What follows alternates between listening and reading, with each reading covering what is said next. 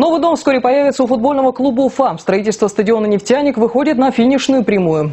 Напомню, большинство домашних игр этого сезона главная футбольная команда республики вынуждена проводить на нейтральных полях. Каким будет новый стадион и успеют ли уфимцы сыграть на нем до окончания чемпионата премьер-лиги в нашем следующем сюжете. Вот на такой траве в свое время мы даже не могли мечтать играть. Игорь Безденежных с удовольствием гоняет мяч по новому газону стадиона «Нефтяник». Ветеран отдал футболу многие годы жизни и с ностальгией вспоминает былые времена.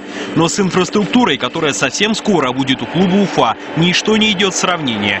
Сын Игоря Аркадьевича играет за молодежную команду уфимцев и юношескую сборную страны. Не так давно Игорь Игоревич Безденежных помог ей пробиться на континентальное первенство.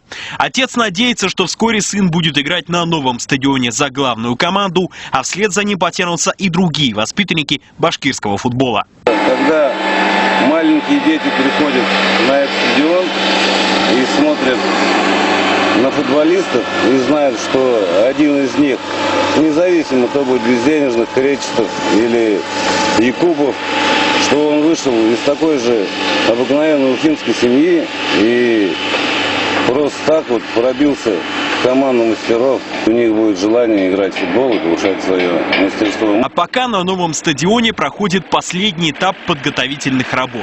Не так давно был застелен искусственный газон. По качеству он превосходит тот, что уложен на другом уфимском стадионе «Динамо». Главное отличие – резиновая крошка заменена на натуральные аналоги. Здесь у нас геофил присутствует. Но геофил – это кокосовый наполнитель, пробковое дерево 40% и 20% резины там в нем. То есть получается практически здесь биополе будет. Почти как натуральное, только оно не растет. Если поле будет полностью готово уже через неделю, то других забот пока хватает. Необходимо уложить легкоатлетические дорожки и до конца установить пластиковые сиденья. В общей сложности это займет около 2 недель. Затем стадиону предстоит процедура лицензирования, и это тоже займет какое-то время. В текущем чемпионате российской футбольной премьер-лиги Уфа на стадионе «Нефтяник» сыграть не успеет. Как бы нам не хотелось, скорее всего, не сыграет. Я думаю, просто не успеем. Но это нереально успеть.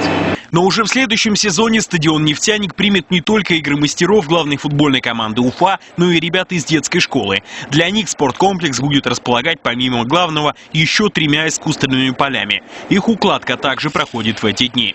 Имеет важное значение и географическое расположение стадиона.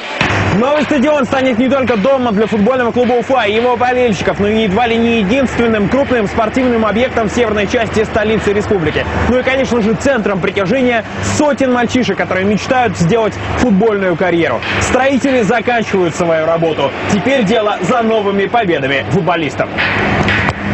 Артем Кочешев, Роберт Давлетбердин, Башкирское спутниковое телевидение.